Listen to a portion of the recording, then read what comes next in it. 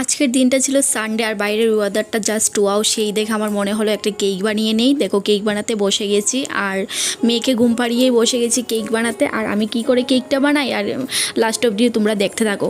আর কি কি উপকরণ লাগে আমি এখনই বলে দিচ্ছি। আজ লেগেছে 2 কাপ মতো ময়দা, ডিম, তারপর তেল, সাদা তেল, চিনি গুঁড়ো করে নিয়েছি গ্রাইন্ডারে যাতে ভালো করে তাড়াতাড়ি করে ঘুলে যায়।